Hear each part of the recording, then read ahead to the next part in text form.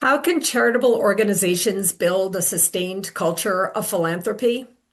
Jim Langley, president of Langley Innovations, says, "Speak with your donors and listen to what they have to share."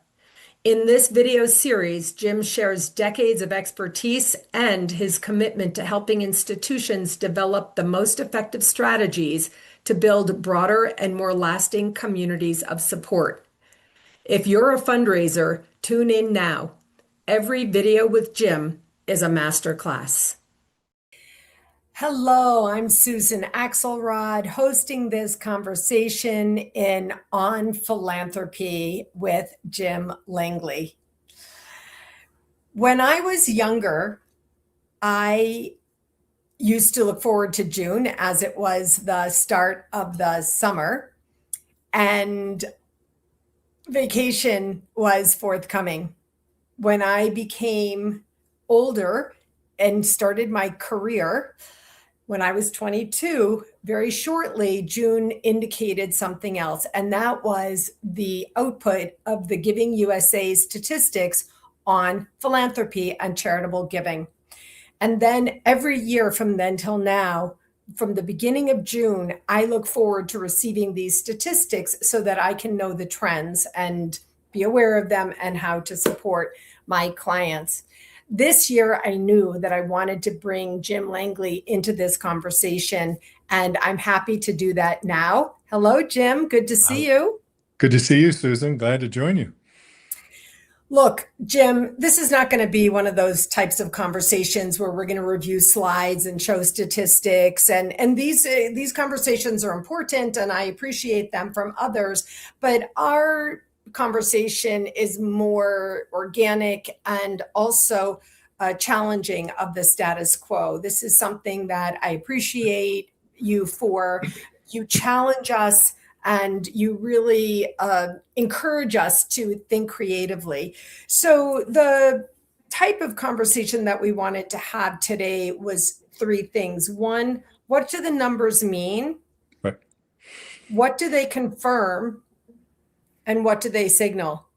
So I'm going to just let you go, and then I'm going to put up my finger like this when I need to ask you a clarifying question. All right. All right. Well, let me do this succinctly so that we can get your questions. But we should be very proud of a culture and be very grateful to a culture that produced this year, previous year, 2025, over $600 billion in philanthropic support.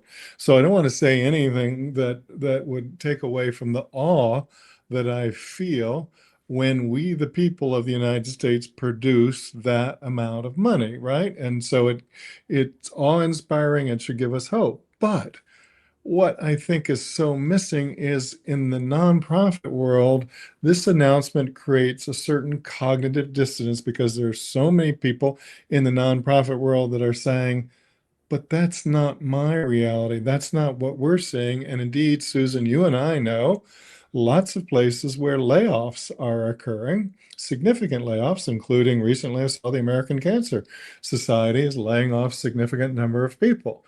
So how is it, as this largesse is flowing in, that it isn't flowing to major organizations and some of the most meaningful and hardworking and difference-making organization?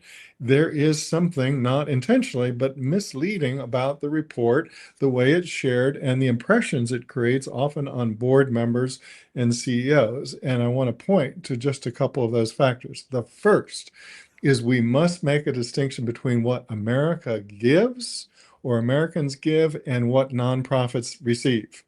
The top 5 recipients of American largesse in recent years are Fidelity, Vanguard, Goldman Sachs.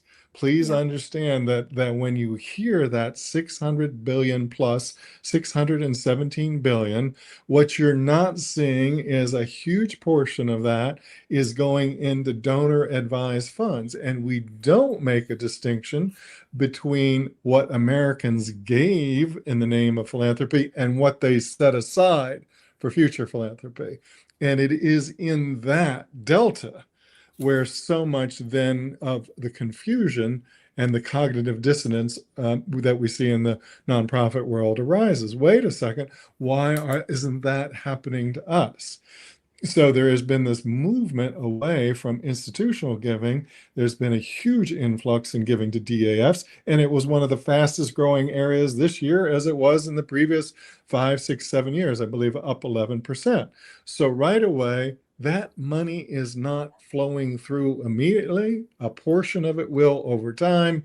And that's the good news in the sense that it's there, but it's not hitting the books of the nonprofits. The second point that I want to make is, if not, just for instance, if not for the giving of a single person, MacKenzie Scott, who gave 1/3 of the mega gifts given in that year, we don't have a record. So wonderful. We're so grateful for MacKenzie Scott. Right, We think exactly. she's wonderfully and enlightened and courageous in what she's doing. We wish there were more of her, but she is an anomaly. And further, MacKenzie Scott can't give to everybody, can't send billions that is equally distributed. So MacKenzie Scott, quite understandably, designates certain organizations. So this is the phenomenon where so much is coming, about 20% is coming from mega giving after we exclude DAFs, and mega givers make choices as to where their money goes. And then there's the rest of the philanthropic world that is experiencing something much different. So we all like to use AI, and I thought it would just be really interesting to ask AI about crunching all this data and giving us a kind of a reality check on trends. And so I check my own thinking and say, well, Jim, are you missing something? So, what AI is telling us is that while 617 billion was given, it says fundraising dynamics are shifting as nonprofits navigate an increasingly complex and political environment. Boom. Donors are becoming more selective, focusing their contributions on established relationships and organizations that can demonstrate clear, measurable impact, right? And so then it lays out where some of these changes are occurring, but it says within that market of givers, within that universe of givers is more concern, more discernment, more skepticism, and all the things that must be faced and must be understood if we, the people, are ultimately to come together in larger form and support our most worthy organizations, the one that we know make differences in our lives every day and make us a better country and a better people. So I just wanted to start there, Susan, by saying this is what is not being communicated. Now, if you read that report and you get into the nitty-gritty of that report, you'll see some very good analytical work. But watch the announcements. Yeah. Coming from major organizations. I won't pick on any, and I don't think, again, there's ill will, but it's, oh, this is a new birth. This is a new level in American philanthropy. More than 600 billion. Right. The problem with that is lots of board members, lots of bosses, lots of CEOs conclude, oh, there's a lot more out there. We're not getting our fair share. Something must be wrong with our fundraising, where what we should be concluding is American philanthropic behaviors have shifted significantly.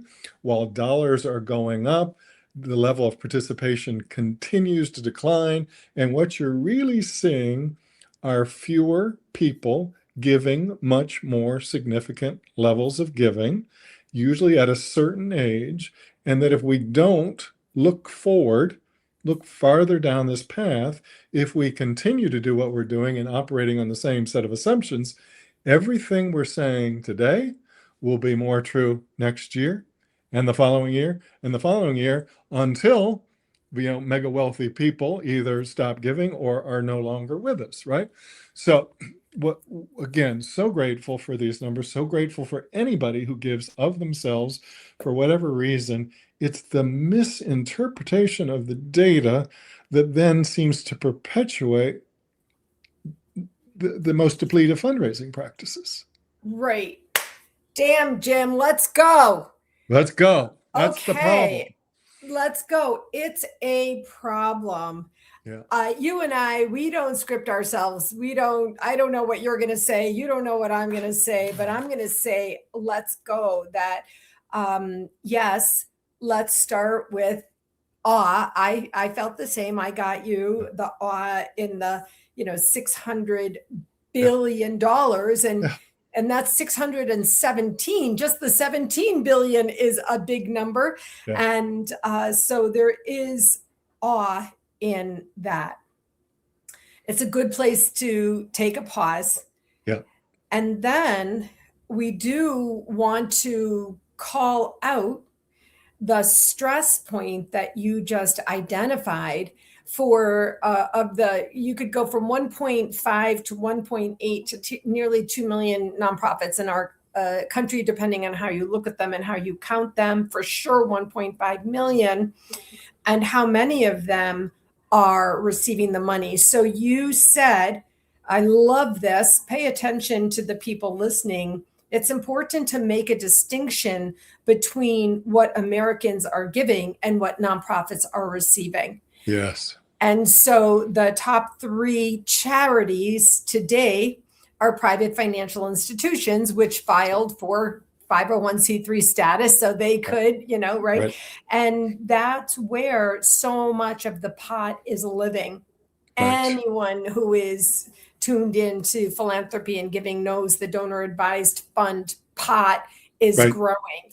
And also, just so you know, in case you hadn't heard, a lot of that sits in the public society benefit bucket. That's it. And that's why that bucket has been growing. Now, I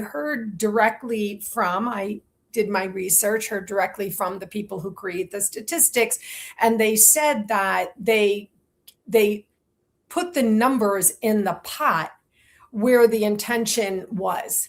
So, of course, community foundations exist, and they have, donor advised funds. That's going to be in the foundation's pot. But that number that you just quoted, or the information, the distinction between where Americans give and where the nonprofits receive, sits in what we call public society benefit. That's it. Then you said, you talked about cognitive dissonance. Yeah. And it's so respectful of our colleagues, the nonprofits, the people who run them, the people who raise money for them. And you said, again, such an amazing, really profound number for MacKenzie Scott to have given. Nobody takes away from that. That's just sheer grace, right? Yes. But yet you said, but for that number, there would not have been the increase. Right. And so we really need to talk about what's a fundraiser to do, Jim. Right. So it's so poignant, right? The largesse, the generosity of MacKenzie Scott masks the loss of millions of giving households. Millions. Right? And the loss of a giving household has a permanent effect on philanthropic giving, and the just inability to start giving never then leads forward to greater giving, right? So we're cutting off philanthropic growth at the root system. It's very worrisome.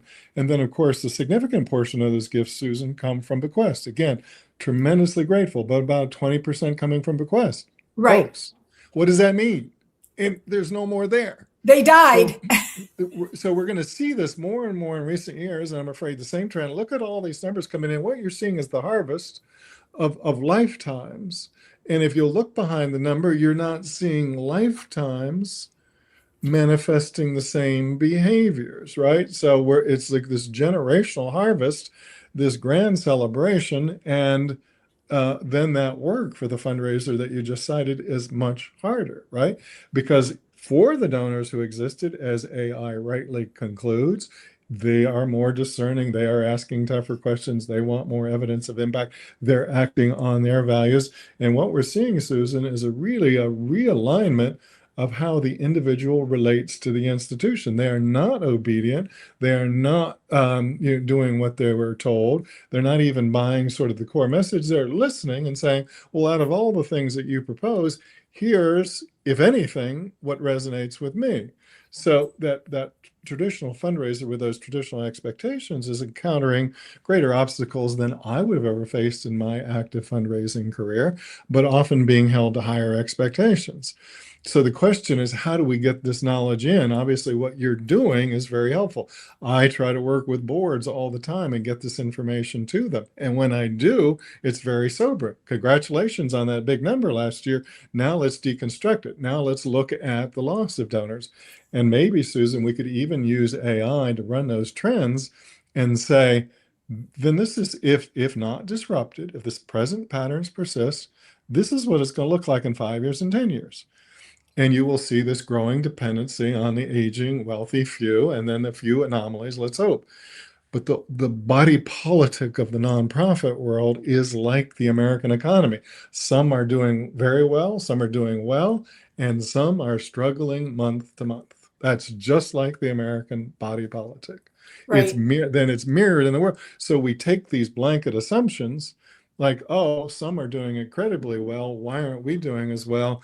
And the answer is so complex. How many years have you been at it? How much have you invested in it? What is your outlook and attitude toward fundraising? Is it transactional? Is it community building, right? There are all kinds of things, but the large answer usually is that organization has been in it much longer, has built up credibility and trust over a long period of time, has many more 20-year plus relationships than you do. And unless until you move in that direction, you're not going to catch up by giving days or clever messages or Also, flogging your fundraisers. also that organization that you just described also has more fundraisers. Much more. Right. And higher paid, right? So you look at all these correlations, right? But it can't, fundraising success is long in accruing to an organization as an organization develops goodwill and credibility for the work it's done over generations, right? So this is the mood, this is the world in which we face, and simply getting more of the powers to be to understand that you must look at metric besides dollars raised last year, just like we're doing, have to deconstruct. How many are bequests? What are the largest gifts we've gotten? And so, Susan, with working with clients, I'll ask, what are the largest 5 to 10 gifts you've gotten in the last year or in the last campaign? Those 5 to 10 gifts are usually at least 50% of the total. At Yeah. least, sometimes more. Yeah. 5 to 10. So all this thing about wahoo, we made all this money, we raised all this money. Yeah, but you have a huge dependency on the relative few. And then as the relative few give more and more, what does it do to the person struggling paycheck to paycheck about their philanthropic obligations? They go, well, good for them. I guess they don't really need my $100 a month anymore. So the person struggling paycheck to paycheck, the economy of our time, and the numbers come out $600 billion more than it's ever been. They don't need my money. But also, in an ironic twist, calling out that person struggling paycheck to paycheck needs that community-based nonprofit organization to be there to support them. Yeah. Yeah. And And to understand what they're doing to improve the quality of life and maybe even reduce the expense of life. In other words, having a healthy world of nonprofits in your community makes for a more vibrant, active, livable community and saves you expense that government would have to expend in addressing some seemingly retractable programs. So there's so many benefits that accrue to an organization because of nonprofit caring, and yet we're not getting that story through. And I think so much of it is because we keep talking about the amount raised and dollars raised and records. It's the latest soundbite. It's the latest soundbite that came out. And I'm really hearing you on the disservice that the latest soundbite and all the pronouncements really is having. I did work with an amazing community-based agency where I used to be from as a consultant, and that's one of the times, I don't even remember how many years this goes back, but Sue, the executive director, told me the impact of their services on the county budget and how much the county budget didn't have to spend because of the services provided between paid staffing and a large volunteer corps that supported and protected the fabric of that community. That's exactly what you're talking about. Wow, this is not a feel-good conversation, Jim. No, but here it is in the face of this awe-inspiring number. And again, it is like the American economy. We'll look at the whole picture, and several things can be true at one time, is that some can be prospering and some can be struggling, right? But it's the majority that are struggling, and many of them are worthy nonprofits that you want in your community and your neighborhood. That's the thing that we are forgetting. To be fair, I know this will be also controversial. Some nonprofits, in my estimation, don't help themselves by saying things like, well, DAFs are an injustice. It isn't fair. Oh, folks, claiming injustice is not a good way to raise money. It is what it is. The money is there. People have philanthropic intent. The people who create DFs also are more likely to create wills with philanthropic allocations to them. It's just the individual saying, I want to exercise more options. I want to be more circumspect in giving. It's not the individual that's being a donor that's being unfair. They're making good, sound business decisions and looking at their tax base and everything else. I think what we have to do is not claim unfairness, but do what you and I are just doing, and that's work together to say, this is what your nonprofit community is doing for you and your community that you may not know about, right? We've got to work more at that neighborhood and community level. We can't, the best national solution is better coordination and communication within our individual communities, and hope that adds up to greater awareness. Another thing is that our nonprofits can get more confident and bold asking one simple question: do you have a donor advised fund? Right. I sat across a table many years ago from a professional, a high level volunteer, wealthy person, and I looked, and it was a group board meeting, and looked straight at him and said, do you have a donor advised fund? And basically in front of the whole board, he said, well, that's a personal question. Yeah. And I said, it may be personal to you, but it's relevant for this community agency. And he revealed that he had had a donor advised fund for 25 years that he had never gifted anything from. Right. And I looked around the board table and said, there's your money, go get it, That's it. It's there. Yeah. And you can't take it back out. Once you put it in, you can't take it back out. So that's the challenge. I mean, I think you have to say, where's the opportunity? Where's the money? But the long answer, of course, is the rebuilding of community itself, right? There is no substitute. We've lost it. There's more skepticism toward organizations. People don't feel that they're representative of their values or purposes. You go back to where we began, and that's at a kind of a grassroots level, organizing, listening, getting people to better understand where their money can make a difference. There was a wonderful article recently that I cited in one of my web posts that addressed this, and the writer in Observer, the publication Observer, said, the future belongs to those that work at the community level, who listen and work with their neighbors to come up with solutions that they feel collectively they can support. I think we've gotten maybe a little too big, a little removed. And part of that is got a lot of board members who have no idea. We say how fundraising works, but what they really don't know is how profoundly philanthropic behaviors have changed in this country. This is very interesting. I do have a client, a global organization with a high-level board, and the client, the president is my client, and they're very frustrated. But to tell you the truth, they are those people in the ultra high net worth who are giving a lot. But Yeah. you said, right from the beginning, you said smaller concentration. And you said these people are giving to fewer organizations. So they may be giving a lot, but they're giving to fewer organizations. And That's it's right. really kind of tightening down, That's right. the fun, not the funnel, but I don't know. I know you don't like the word pipeline, but the potential. Right. Yeah. Right. Well, that's right. So there's a disconnection that's occurred, right? A disconnection between so much of the nonprofit world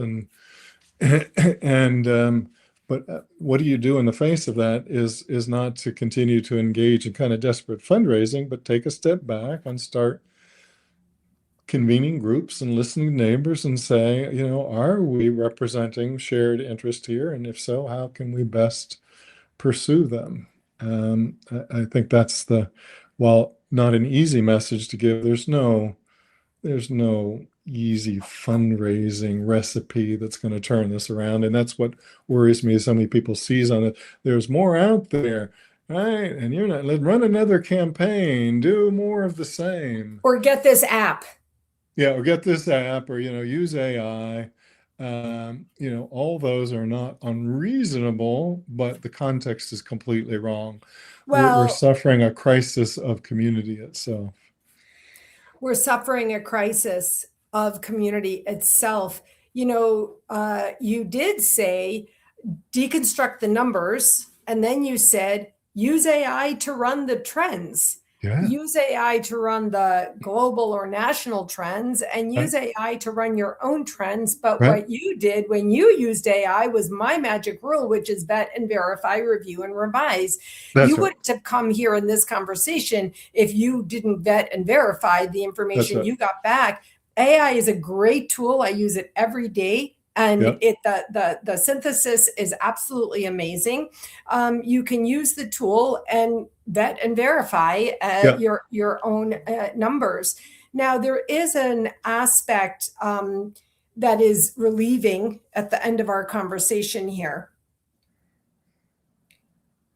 You said take a step back. I first say take a breath and take a step back and really ask ourselves, what is it that we can do exactly right now in response to this pretty unfun conversation with Jim and Susan today? And that's okay. We're here to love and support the people who are in the trenches.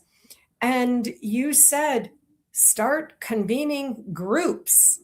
Yeah. This is pretty easy.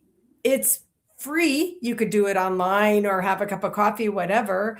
And then you said, talk to your neighbors. Now, you were kind of referencing a community-based situation, organization, but whoever your neighbors are, these are things that anyone can do if we breathe and take a step back from that metric crush, right?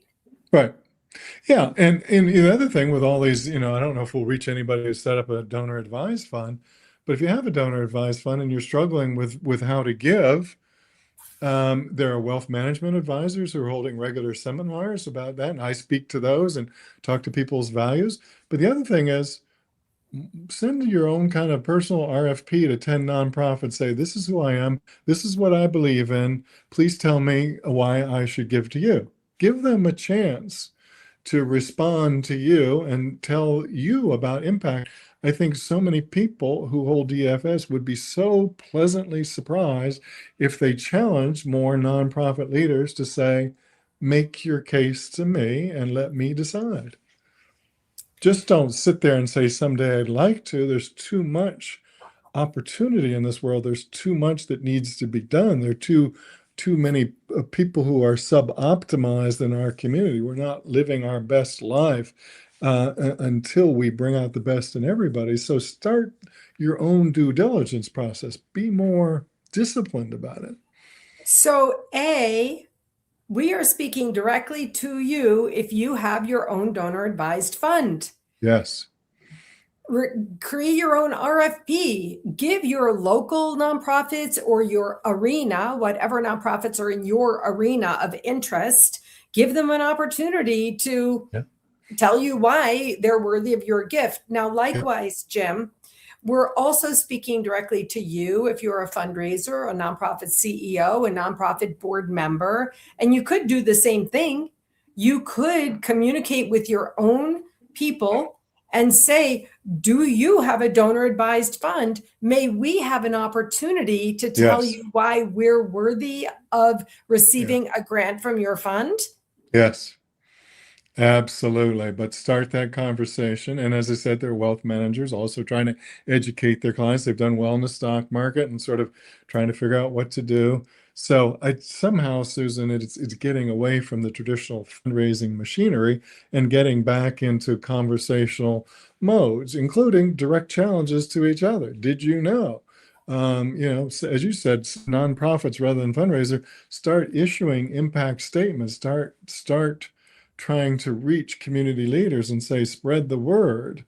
Use social media not to post pictures of styrofoam checks, but to talk about, impacts and differences made. Start getting service deliverers to speak for you, not just CEOs, speaking from on high. Get the people who are actually delivering your services in the field under strenuous circumstances, saying, this is what I see, this is what gives me hope, this is what I'm concerned about. I do believe what the basic missing piece, the thing that we forgot somewhere along the line, is people give to people. They don't give to buckets. They don't give to funds. They don't give to endowments. They give to people that they identify with. So get more people in front of them, whether it's the recipients of your support or it's the people providing the services. And I think you reawaken, oh, that's the kind of person I'd like to come alongside. That's the kind of person I'd like to help. She's hardworking, she's disciplined, dedicated, caring. I don't want to go on too long, Susan, but I get a lot of people to do concept papers as opposed to just write cases for support. I know, that's one of your things.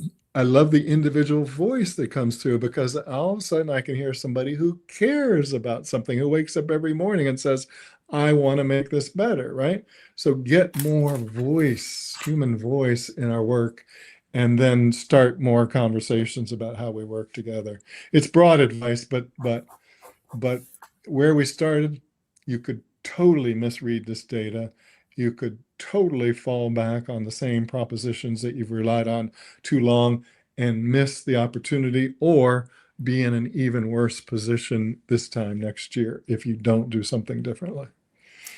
I'm going to take time to watch this and listen and make some notes on the things that our viewers can do, Right. So that this can be helpful, even though we're pretty much speaking as real as it gets, Jim. I'm not sure anyone is going to hear this anywhere else to the point that you made, which is the grand pronouncements of these huge numbers.